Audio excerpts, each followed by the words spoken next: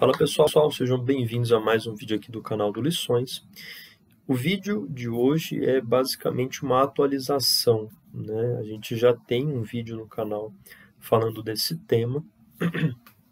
Um vídeo eu acho que é de mais ou menos uns 3 anos atrás, tá? Que a gente fala então das escolas homeopáticas. No vídeo de hoje eu quero somente então atualizar, né? Fazer um vídeo com uma qualidade melhor, obviamente, mas também trazendo algumas outras pequenas informações. Não que o outro esteja incorreto, mas no momento eu consigo, né, agora trazer algumas informações a mais, tá certo? Então, pessoal,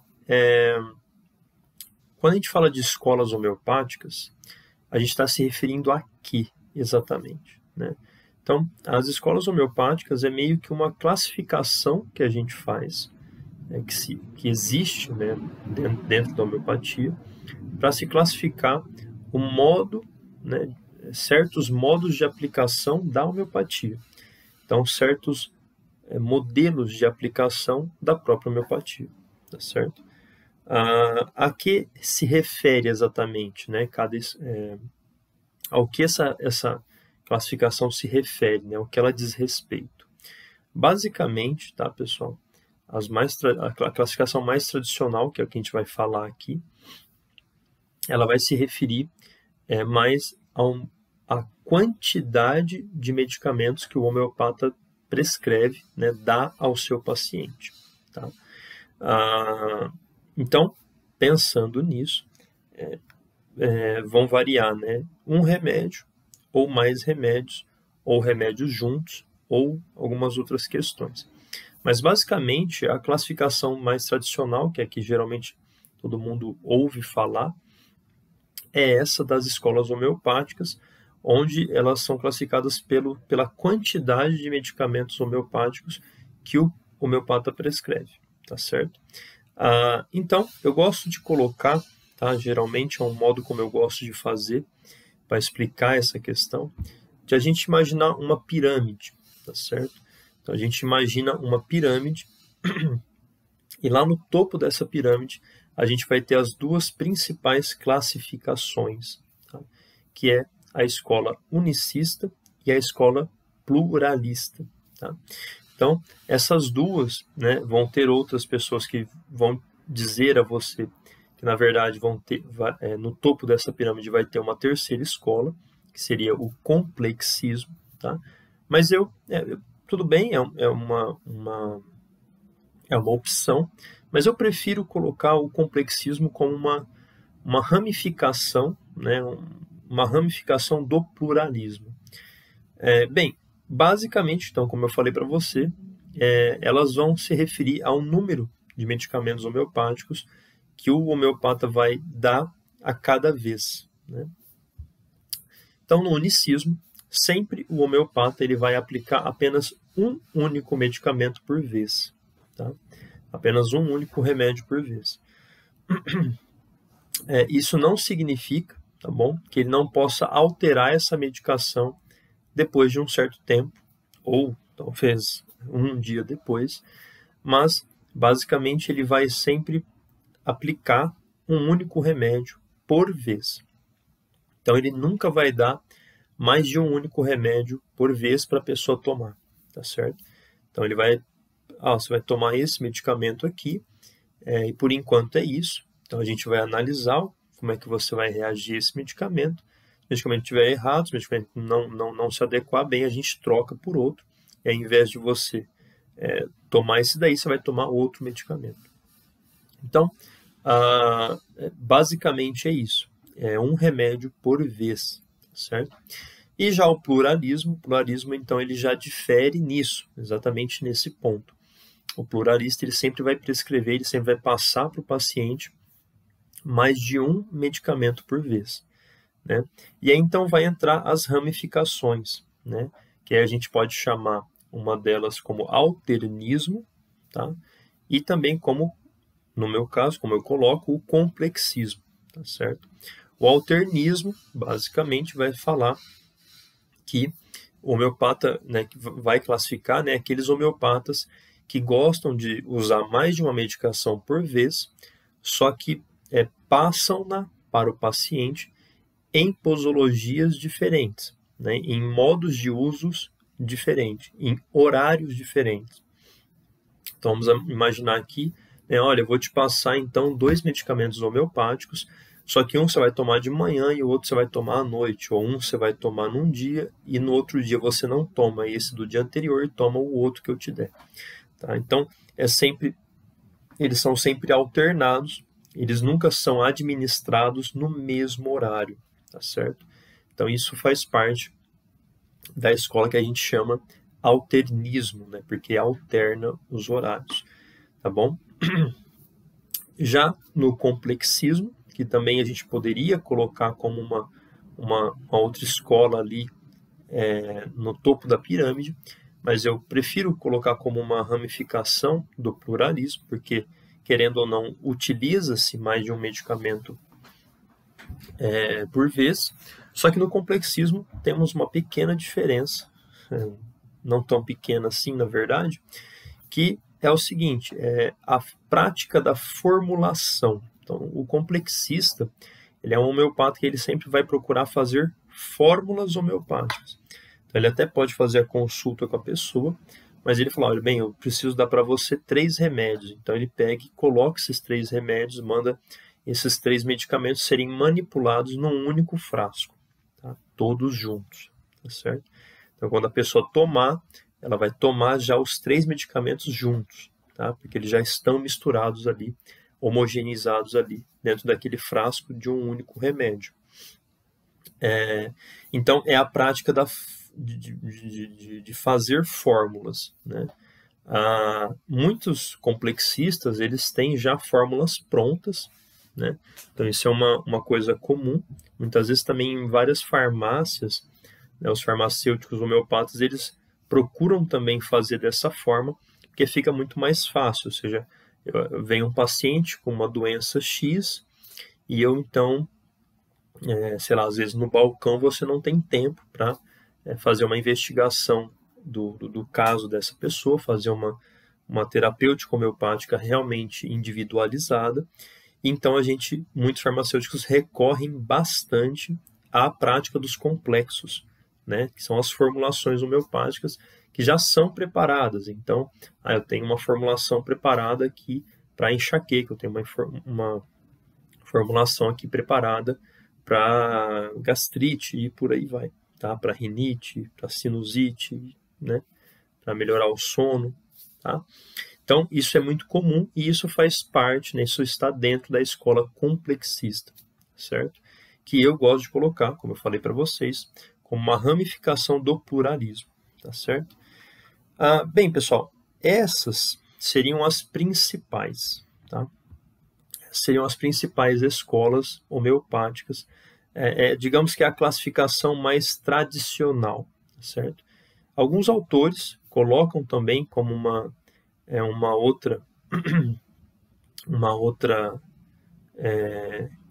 classificação a escola organicista, né? Então, o organicismo, que basicamente é um modo de aplicação que pode variar, né? Usando remédios únicos ou mais de um único medicamento, mas que o clínico, né? O homeopata, ele vai prescrever o medicamento utilizando geralmente coisas muito próprias da doença. Então, muitas vezes ele pode acontecer dele usar um medicamento que é feito de secreções daquela patologia que a pessoa apresenta, ou então um medicamento que é feito de órgão, né, de algum pedaço, alguma secreção do órgão, do problema que a pessoa apresenta. Então, por exemplo, a pessoa apresenta um problema de rim, ou de alguma cartilagem, de algum osso, de alguma região muscular, e ele então dá um medicamento homeopático que foi feito com esse músculo, ou com esse osso, ou com esse rim de algum animal, né? Assim, com esse mesmo órgão, né? Com esse mesmo tecido, claro, obviamente de algum animal, né? Para essa pessoa. Então, é uma prática da homeopatia um pouco mais localizada, né? Um pouco mais focada nos sintomas, às vezes no tecido, no órgão, tá? Na doença, tá certo? Alguns autores colocam isso, não são todos, você não vai achar essa última classificação em todos os lugares, mas é uma possibilidade também, tá? Mas, como eu falei para vocês, em geral, a classificação mais tradicional é essa, dessas 3 escolas, tá certo?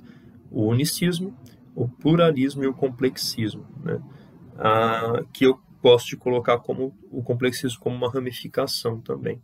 Então, se a gente imaginar, lá no topo, a gente tem essas duas, no topo da pirâmide a gente vai ter essas duas, né, o unicismo e o pluralismo, e depois ali um pouco mais abaixo, formando essa base da pirâmide, essas outras duas práticas, o alternismo e também o complexismo, que são modos pluralistas de utilizar, de aplicar a homeopatia, ou seja, de aplicar mais de um único medicamento por vez, tá bom?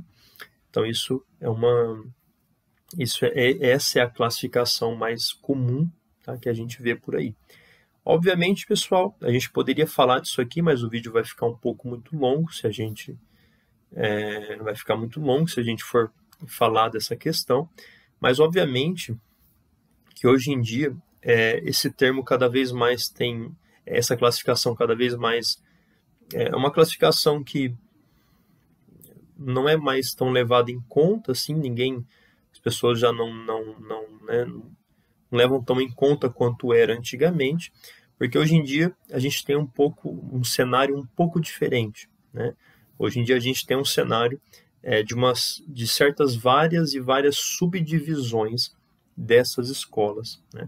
Então a gente tem, por exemplo, os unicistas, que vão se dividir em várias outras escolas, em várias outras maneiras de aplicar o unicismo, tá? Em dose única, em dose repetida, em altíssimas potências, né?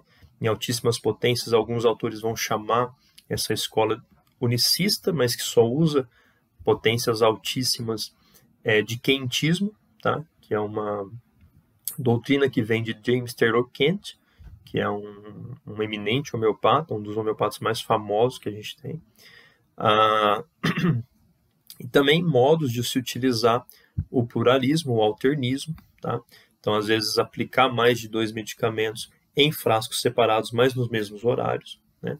Então, tudo isso são subdivisões, das subdivisões, né? São sempre ramificações, e hoje em dia a gente tem esse cenário, ou seja, um cenário que, dentro de cada escola, de modos de aplicação do mesmo método daquela escola. Então, eu só aplico um medicamento. Tá, mas você aplica de que forma? Não, eu só aplico em doses únicas.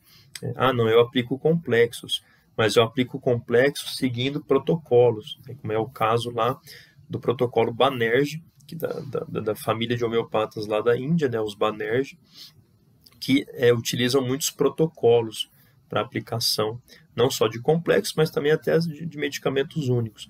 Então, o que eu quero deixar para vocês acerca dessa informação é que hoje em dia a coisa ela é bem assim, realmente hoje em dia existem várias subdivisões, e o que vigora mais hoje em dia é o seguinte, é uma série de homeopatas, de grandes homeopatas ao redor do mundo, que fazem as suas próprias escolas, que formam outros homeopatas, que fazem cursos de homeopatia.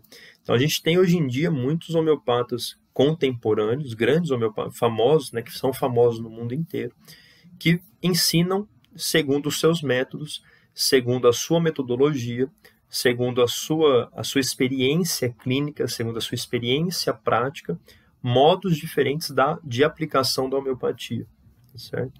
Então isso é muito comum hoje em dia. Na verdade, é o que mais tem vigorado hoje em dia. Então, a gente lá na Índia, eu tenho o Sankara, eu tenho o Praful, eu tenho os Banerjee, eu tenho o pessoal da Right Homeopatia, e por aí vai, vários outros, né, da homeopatia preditiva, que seria a escola do Dr. Praful, né, e por aí vai. Na Grécia, eu tenho o Vitoukas, né, lá na parte da Europa, eu tenho os holandeses, né, o Schouten e vários outros, que vão também formando um método próprio, né, a aplicação própria da homeopatia, que aí, pessoal, não varia somente na quantidade dos medicamentos, varia na quantidade dos medicamentos, no modo de aplicação dos medicamentos, ou seja, no modo da posologia, no modo da utilização mesmo desses medicamentos, no modo também de encontrar esses medicamentos, né, no modo de fazer uma consulta, no modo de procurar o medicamento, e por aí vai, né? Aí é vasto. Mas hoje em dia o que mais vigora é essa conduta, é esse cenário que existe no mundo. Então, uma série de grandes homeopatas que vão surgindo e vão ali dando a sua contribuição, formando as suas escolas, criando as suas doutrinas, tá? E por aí vai, tá certo? Mas, no geral, no tradicional, no comumente, né, que geralmente todo mundo aprende, é isso que eu citei no vídeo. Então, o unicismo, o pluralismo e o complexismo, tá certo? Pessoal, por esse vídeo é hoje. Muito obrigado por você ter assistido até aqui. Deixa aí a sua avaliação, tá bom? A sua curtida, seu comentário, compartilhe o vídeo, tá certo? Pessoal, até o próximo vídeo. Tchau, tchau.